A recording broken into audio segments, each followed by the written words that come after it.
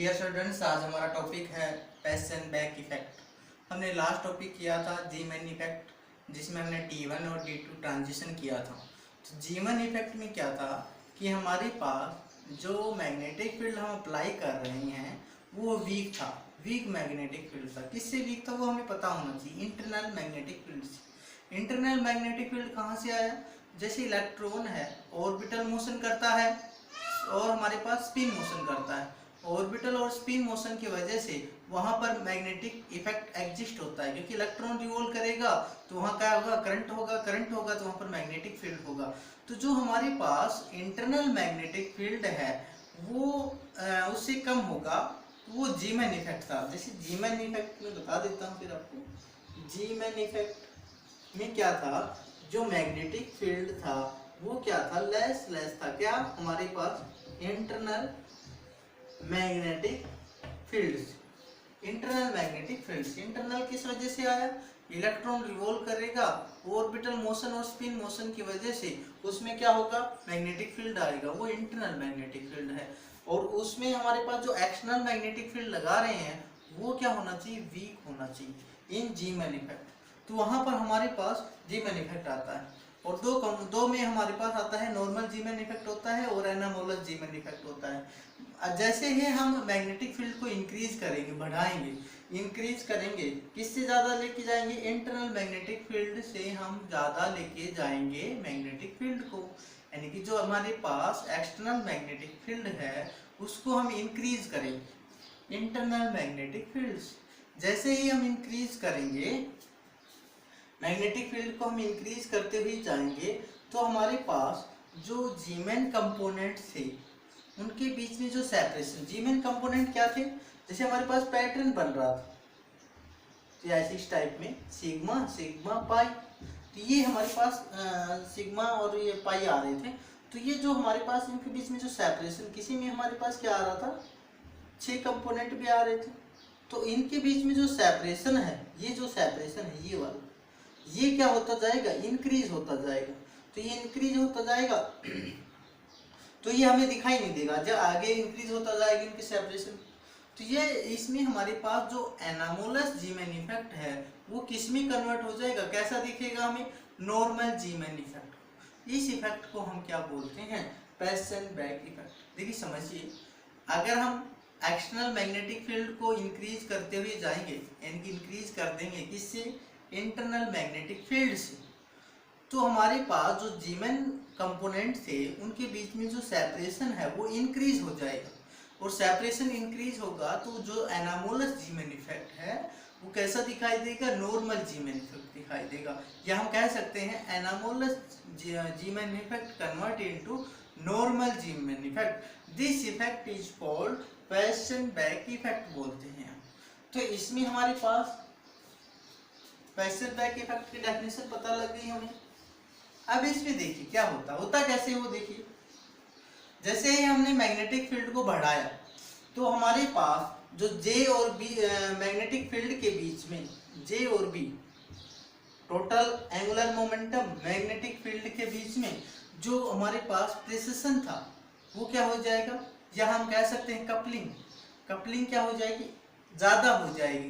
किससे ज़्यादा हो जाएगी, एल और एस से ज़्यादा हो जाएगी। ऑर्बिटल मोशन और स्पिन मोशन, इससे हमारे पास इनके बीच में जो कपलिंग है उससे ज़्यादा हो जाएगी। किसकी कपलिंग, जे और बी। तो हमारे पास जो प्रेसिशन होगा वो फास्टर होगा किसके बीच में, जे और बी के। यानी कि जो जे है वो बी के ऑल अराउंड प्रेसिशन करेगा और वो फास्टर होगा किससे, एल और एस से। और जो एल और एस है हमारे पास ऑर्बिटल मोशन और हमारे पास स्पिन मोशन, इनके बीच में जो कपलिंग है वो क्या हो जाएगी, ब्रेक डाउन हो जाएगी। ब्रेक डाउन होने का रीजन क्या है, जो इनके बीच में जो प्रेसिशन है एल और एस, जे के ऑल अराउंड प्रेसिशन कर रहे थे वो स्लो हो जाएगा। और जब प्रेसिशन स्लो होगा तो इनके बीच में जो कपलिंग है वो क्या हो जाएगी, ब्रेक हो जाएगी। और जब कपलिंग ब्रेक हो जाएगी तो ये हमारे पास, जब हम मैग्नेटिक फील्ड को बढ़ाते हुए जाएंगे तो ये इंडिपेंडेंटली प्रेसिशन करेंगे किसके ऑल अराउंड, मैग्नेटिक फील्ड के ऑल अराउंड। तो हमारे पास ये जो एल है ये प्रेसिशन करेगा all around magnetic field independently, यानी कि डिपेंड नहीं होंगे, इंडिपेंडेंटली प्रिसिशन करेंगे। एस अलग से करेगा, एल अलग से प्रिसिशन करेगा।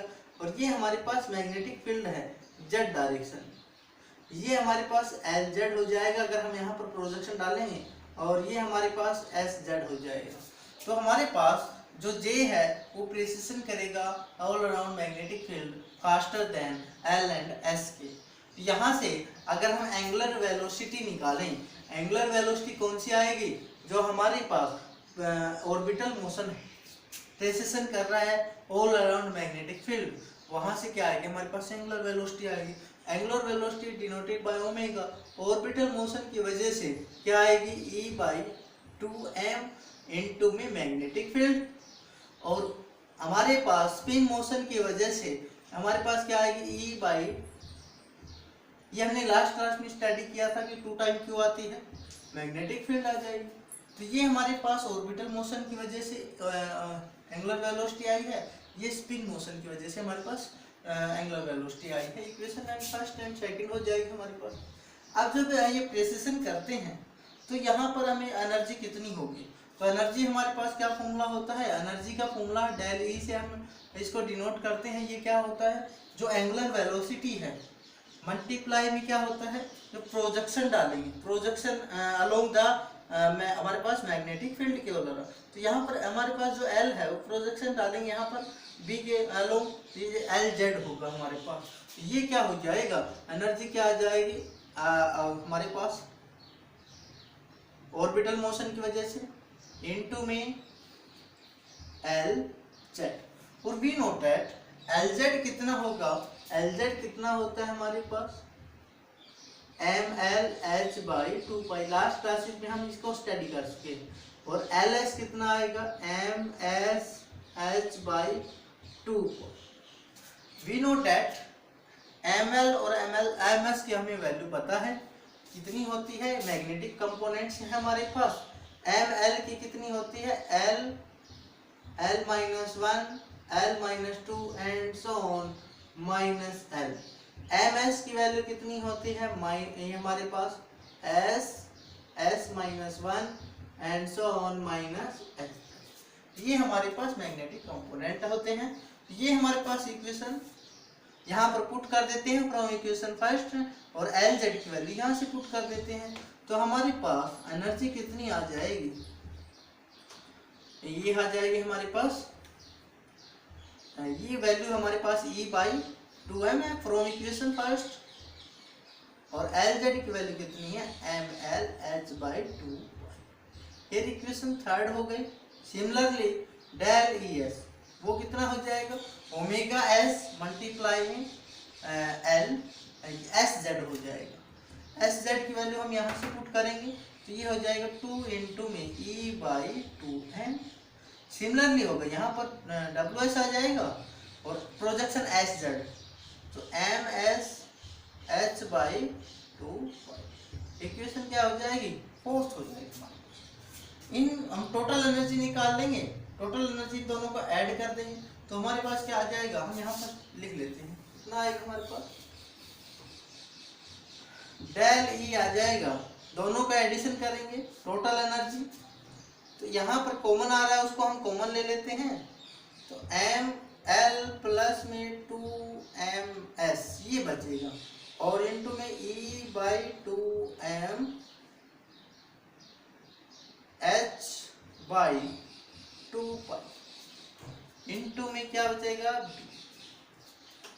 अगर हम इसको वेव नंबर की फॉर्म में निकालना चाहें तो वेव फॉर्म नंबर की फॉर्म में हमारे पास इसका फॉर्मूला क्या होता है, del t equal to del e divide by H C. ये हमारे पास वेव नंबर की फॉर्म में आ जाएगा, तो ये हो जाएगा ml प्लस में 2ms, hc से डिवाइड करेंगे तो h से h कैंसिल आउट हो जाएगा, तो ये आ जाएगा EB बाई 4 पाई mc। और ये वैल्यू किसकी होती है, लोरेंज यूनिट, जो हमारे पास लोरेंज यूनिट में L डैश से हम इसको डिनोट करते हैं। तो ये हमारे पास टोटल क्या आ जाएगा, इसमें हमारे पास एंड रिजल्ट क्या आ जाएगा, रिजल्ट आ जाएगा minus del T is equal to M L plus में 2ms, और ये हो जाएगा एल डैश। एल डैश हमारे पास लोरेंज यूनिट है जिसकी यूनिट वैल्यू क्या है, E B divide by 4πmc। अब इसमें देखिए हम क्या करेंगे, इसमें जब हमारे पास ट्रांजिशन हो रहा था D1 और D2 का, D1 ट्रांजिशन क्या था, P1/2 से S1/2 ट्रांजिशन होता है, उसको हम D1 ट्रांजिशन बोलते हैं। और जो P3/2 से S1/2 ट्रांजिशन होता है उसको हम क्या बोलते हैं, D2 ट्रांजिशन बोलते हैं, जो हमने लास्ट क्लास में जी मैन्युफैक्चर में किया था। जैसे P1/2 ट्रांजिशन हो S1/2, P3/2 से ट्रांजिशन हो S1/2। अब ये तो D1 था और ये D2 था हमारे पास। तो यहाँ पर इसमें 4 कंपोनेंट आ रहे थे, इसमें 6 कंपोनेंट आ रहे थे, और हमारे पास जो पैशन बैग था उसमें क्या होगा, जो एनामोलस जी मैन्युफैक्ट है वो कन्वर्ट हो जाएगा। एनामोलस क्या है, जो 3 कंपोनेंट्स में ज्यादा आए, और हमारे पास इसमें क्या था कि 4 और 6 आ रहे थे तो एनामोलस था, और नॉर्मल में क्या होगा 3 आए हमारे पास। तो इसमें हम देखेंगे कैसे आता है वो 3, इसको सोल्व करेंगे। तो हमारे पास जो ट्रांजिशन, ये भी क्वेश्चन आ सकता है कि आप प्रूव करके दिखाइए। तो 2p से हम ट्रांजिशन करेंगे 2s। तो इसमें आपको एक टेबल बना लेते हैं हम, कंपोनेंट्स में नंबर ऑफ कंपोनेंट्स में कैसे ब्रेक होगा, लेवल हमें निकालना हो तो उसका फॉर्मूला होता है 2l+1 और 2s+1 का प्रोडक्ट करेंगे तो नंबर ऑफ कंपोनेंट आ जाएंगे हमारे पास, कितने कंपोनेंट में ब्रेक होगा। तो इसमें हम एक टेबल बनाएंगे, पहले s की वैल्यू निकाल लेते हैं और फिर हम क्या निकाल लेंगे, वहां से p की वैल्यू निकाल लेंगे। तो s के लिए निकालेंगे 2p के लिए निकाल लेते हैं पहले हम। तो यहाँ से l की वैल्यू हमें पता है कितनी है, 1 है, और s की वैल्यू कितनी है, 1/2 है हमारे पास। l की वैल्यू 1 है और s की वैल्यू 1/2 है। यहाँ से अगर आपसे पूछा जाए ml की वैल्यू क्या होगी, ml की वैल्यू कितनी होगी हमारे पास, 1 होगी, 0 होगी, -1 होगी। कैसे आया, क्योंकि l की वैल्यू क्या है, 1 है, और ml की वैल्यू क्या है हमारे पास, l -1 and so on -l तक होती है। तो 1 में -1 करेंगे 0, और ये हमारे पास क्या आ जाएगा, -1। ms की वैल्यू कितनी होती है, 1/2 है, तो इसके लिए हमारे पास +1/2 होगी, -1/2 होगी, इसके लिए भी +1/2 होगी, -1/2 होगी, इसके लिए भी +1/2 होगी, -1/2। और यहाँ से अगर हम निकालें कितने कंपोनेंट में ब्रेक होगा, 2l+1 इंटू में 2s+1, कितने कंपोनेंट में ब्रेक होगा, l की वैल्यू 1 है, s की वैल्यू 1/2, तो ये 6 आ जाएगा। यहाँ पर पुट करेंगे तो 6 कंपोनेंट में ही ब्रेक होगा। वो 6 कंपोनेंट क्या है, वो हम यहाँ से निकालेंगे, ml + 2ms, यहाँ से हमने निकाला था ये, यहाँ पुट करेंगे, ml की वैल्यू पुट करेंगे और मल्टीप्लाई 2ms करेंगे। तो यहाँ हम वैल्यू पुट करेंगे 1 + 2 × 1/2, तो ये आ जाएगा 2, माइनस पुट करेंगे 1 माइनस, ये आ जाएगा हमारे पास 1, ml की वैल्यू 1 है, 1 पुट करेंगे, प्लस 2 × 1/2, तो ये आ जाएगा, कितना आएगा हमारे पास, 0 आ जाएगा। ये वाली वैल्यू पुट करेंगे तो कितना आएगा, 1 आएगा और -1 आएगा। ये वाली वैल्यू यहाँ पुट करेंगे, ml की वैल्यू -1 और ms की 2 वैल्यू है, ये पुट करेंगे तो हमारे पास कितना आएगा, ये वैल्यू पुट करेंगे तो हमारे पास आएगा 0 और -2। तो इसमें 0 2 टाइम देखो 6 कंपोनेंट आए, 2 0 1 -1 0 -2 2 4 6 कंपोनेंट में ब्रेक हो गया है। सिमिलरली हम क्या करेंगे, s में निकाल लेते हैं, 2s के लिए निकाल लेते हैं सिमिलरली करके। ml की वैल्यू कितनी होगी, l की वैल्यू कितनी है, 0 है, s की वैल्यू कितनी है, 1/2, तो ये 0 हो जाएगा। ms की वैल्यू कितनी हो जाएगी, +1 -1/2। यहाँ से वैल्यू पुट करेंगे, कितने कंपोनेंट में ब्रेक होगा, 2 में होगा, 1 और -1, ये आ जाएगा हमारे पास। तो इनको हम क्या करेंगे, एक इसको यूज करेंगे हम यहाँ पर, ये वाला जो हम mg की वैल्यू निकालते थे उसमें हम यूज करेंगे। तो इसमें हम यूज कैसे करेंगे वो देखिए। 2p है वो ब्रेक होगा टू कंपोनेंट।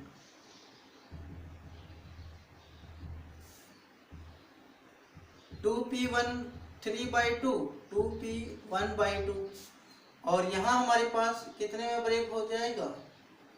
6 में।